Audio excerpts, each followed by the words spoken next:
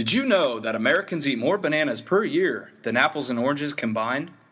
If you are an average American, about 40 years old, you are probably approaching banana 10,000. The banana was probably one of the first foods that you were fed as a baby. It is the world's largest fruit crop and is the fourth largest product grown overall after wheat, rice, and corn. Bananas are more loved, consumed, and needed than any other fruit on earth.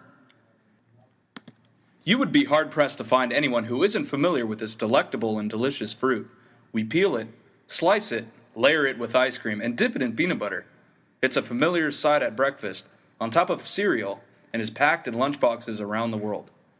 In Africa, some remote villages consume up to 970 pounds per person per year. That's over 2,500 bananas per person. For them, the banana is the sole sustainer of life, literally. But yet this oh-so-familiar fruit, available in almost any supermarket at a minimal cost, that we no doubt take for granted, is one of the most complex crops ever cultivated by humans. The banana is truly an amazing fruit, and did you know that the banana tree isn't actually a tree at all? It's the world's largest herb. The fruit itself is actually a giant berry. Stranger yet is the fact that of all the different varieties of bananas around the world, hundreds of them, most of us eat a single kind of banana called the Cavendish. And since we're on the subject of strange, the bananas we eat today, including the Cavendish, never reproduce on their own. They must have human assistance. The banana's past is rich with history. More than 3,000 years ago, in a place no bigger than your average strip mall, located in a place along the Great Barrier Reef, people crawled from around the jungles and found ways to grow food. One of these foods was, surprise, the banana. From the far-reaching corners of the Coral Sea, the banana moved around the world, zinging and zagging from east to west and north to south. How the banana landed on our shores is a long one, thousands of years old, starting in 5000 BC. They have seen the likes of Alexander the Great traveling from the Middle East, New Guinea to the Canary Islands, and from Spain to Hawaii. But their first encounter with American soil was around 1600, when Spanish settlers started to grow bananas in Florida. But it wasn't until 1870 when Captain Lorenzo Dow Baker started the commercial banana transaction in the U.S. His efforts led to the well-known banana craze of the 1870s. Okay, so it isn't that well-known or major, but for the first time the banana was seen as a delicacy to be savored. As more and more American families found out what bananas were, Baker started the first banana import company, known as Boston Fruit, aka United Fruit, and today known as the company you are all familiar with, Chiquita. Chiquita created a market for bananas with familiar catchphrases and logos like that blue oval we see on almost every banana we buy. Another tactic used to entice buyers were actually catchy little jingles, like this one.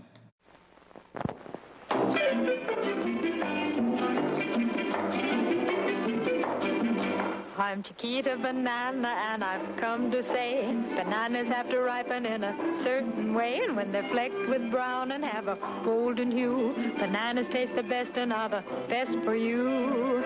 You can put them in a salad. No, not yet, my dear. That greenish way you're looking means that you are ripe for cooking. How about me? No. When you are fully ripe, my dear, those little flecks of brown appear. Me? You're most digestible, my friend, delicious too from end to end. You can put them in a pie, any way you want to eat them. It's impossible to beat them, but bananas like the climate of the very, very tropical equator. So you should never put bananas in the refrigerator. Bananas are a solid food that doctors now include in baby's diet. And since they are so good for baby, I think we all should try it. Oh! See? Not long after, entrepreneurs built a market for the fruit, literally inventing ways to bring the banana to America. The ancestors of companies like Chiquita and Dole cleared rainforests, laid railroads, and built entire cities just so we can enjoy this little yellow fruit. Radio networks and whole new technologies arose from the commodification of the banana.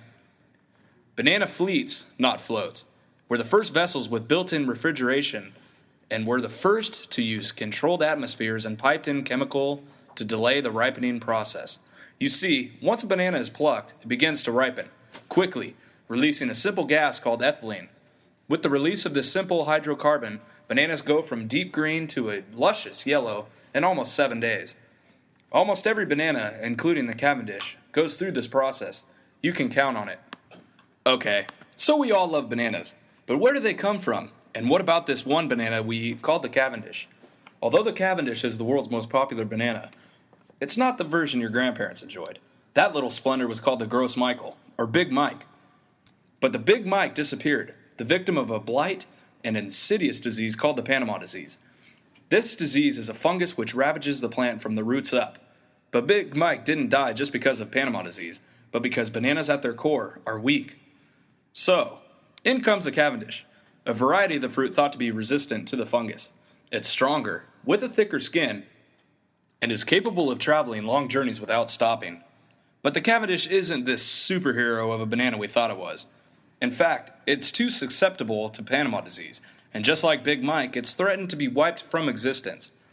The disease is now spreading to Pakistan, the Philippines, Indonesia, and Africa. Did we also mention that most bananas we eat today have no seeds? Only 1 or 2 bananas per 10,000 has one. So, if bananas are seedless and sexless, where do baby bananas come from?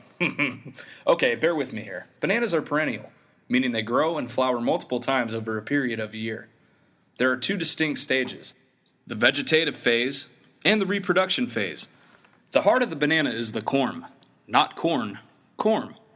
The corm and an appendage called a sucker branch out below the surface, eventually sprouting new trees. The mother tree is genetically and visually identical to the daughter tree. Eventually, the daughter outgrows the mother, and the cycle repeats over and over again. If not for the Panama disease, this process could potentially go on forever. Phew!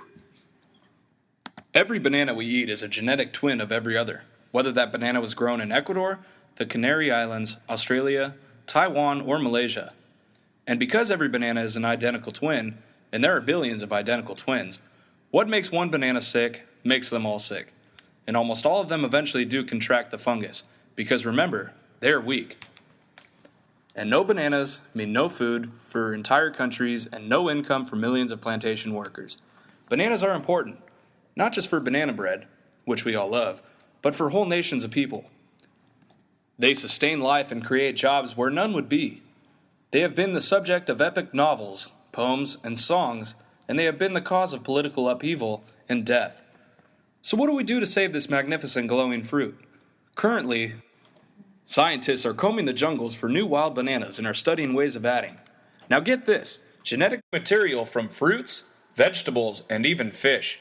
Yes, fish. Studies are underway in secret labs and basements around the world. In places like Leuven, Belgium, scientists study genetic materials taken from thousands of specimens in tiny petri dishes and hundreds of tiny plantlets held in test tubes. These specimens are then housed in cryogenic vats for future use. For years, mad scientists have been collecting genetic information of the banana, hoping someday to create a super strain resistant to diseases like the Panama fungus. Without the work of science and the practice of genetically modifying our beloved sacred fruit, the banana has no hope for survival. So, what do you think? Crazy, huh? Who knew that this fruit, that many of us eat on a daily basis without hesitation, was so frickin' important? I mean, it's just a banana, right? Well, no, not exactly. It's more than that. Because in many third world places like Africa, Guatemala, Malaysia, and Panama, the banana is a source of life, and the thought of starvation is the least of their worries. As Copel says, the fate of the banana is the fate of millions. Does it bother you that thousands of acres of rainforest have been cleared to produce banana plantations, only to be abandoned a few years later due to fungus and disease? Copel argues that without the intervention of science, biotechnology, and genetic engineering, the cycle will continue, leaving millions to starve, and us without our precious banana. Copel makes an attempt, and at times succeeds greatly, at showing us just how important the banana is on a global scale. He shows us how fascinating and complex bananas are at their core, both from a scientific and historical standpoint. Copel uses rhetoric by bombarding us with information in such a way that we as the reader are wowed by the bananas. His arguments can be seen as passive-aggressive, as he does not often just come out with an obvious statement. Instead, he piles information onto the reader, makes a statement as to how important the banana is, and then steps back to let things soak in. Yet, you get the feeling that Kopel doesn't use exaggeration or that he inflates the importance of the banana. He doesn't have to. He uses facts to show us how important and fragile the banana is, and by doing so, the reader almost feels inclined to side with him on controversial issues. Issues such as stopping the use of organic farming and continuing genetic engineering. Even those of us who strongly support organic practices and who staunchly oppose the practice of genetic engineering would be hard-pressed to at least not consider the possibility of agreeing with Kopel. Ultimately, this book isn't just about saving the banana. But what about the banana exactly needs to be saved?